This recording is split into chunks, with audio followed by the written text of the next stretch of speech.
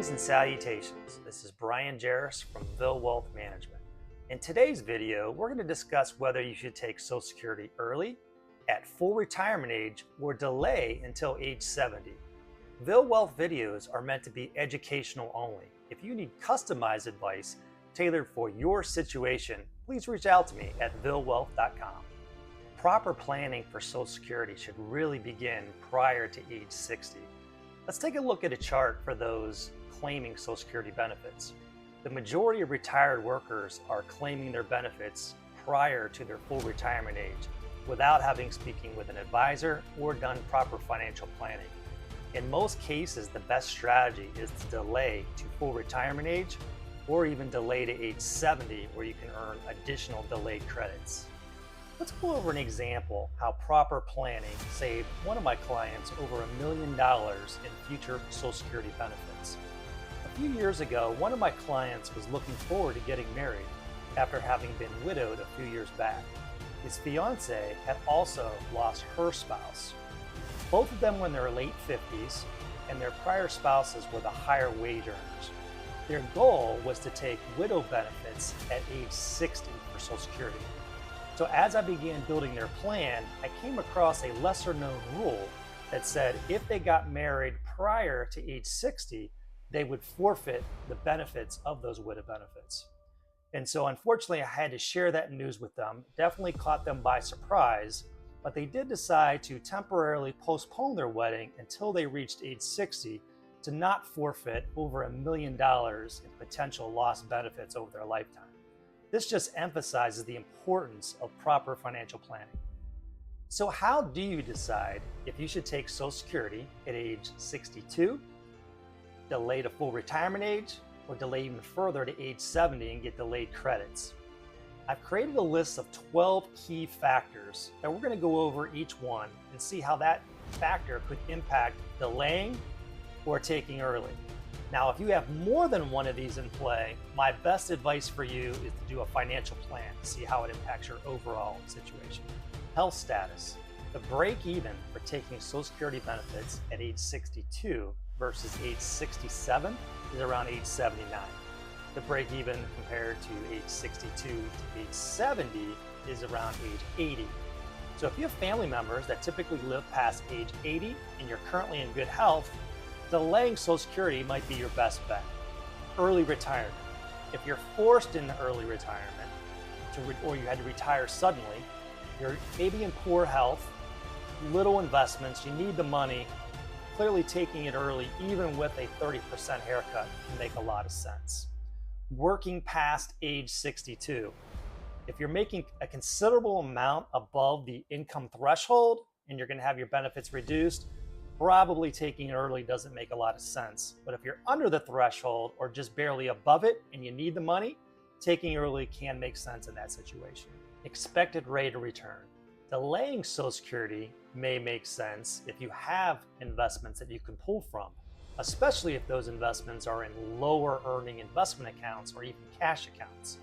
Now, it might make sense to take Social Security early if there's been a recent downturn in the market and you want to give your portfolio a chance to recover. What about large retirement accounts? Well, large retirement accounts typically are going to mean large required minimum distributions when you approach age 73.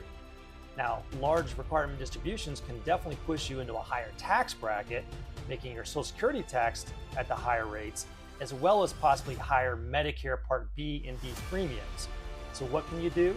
Consider delaying Social Security, taking withdrawals from your retirement accounts to eventually reduce those future required minimum distributions, as well as possible Roth conversions. Federal taxes.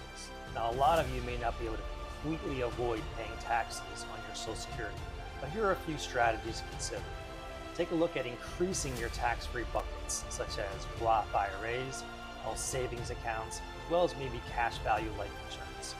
Another consideration is maybe delay your Social Security and start pulling money from your tax-deferred accounts. There you'll have lower required minimum distributions when that period starts. State taxes. There are currently 9 states that have the ability to tax your Social Security benefits. My best recommendation here is make sure you're meeting with a financial planner and you're reviewing the rules of your state. Most of those rules really rely on your income as well as your age. Liquid assets or other income. Having other assets and income can allow you to potentially delay Social Security and take advantage of delayed retirement credits. Being married. It's important to not only take a look at when you should take Social Security, but when should your spouse? And should you take it on your own record or on your spouse's record? Now, in order to take spousal benefits, 3 things need to be in place.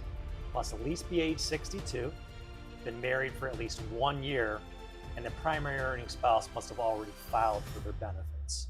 Divorced. If you want to collect benefits on your ex-spouse, kind of 4 main requirements. 1, you were married for at least 10 years. You did not get remarried until at least after age 60. You're at least age 62. You've been divorced at least 2 years, or you're at full retirement age. Widowed.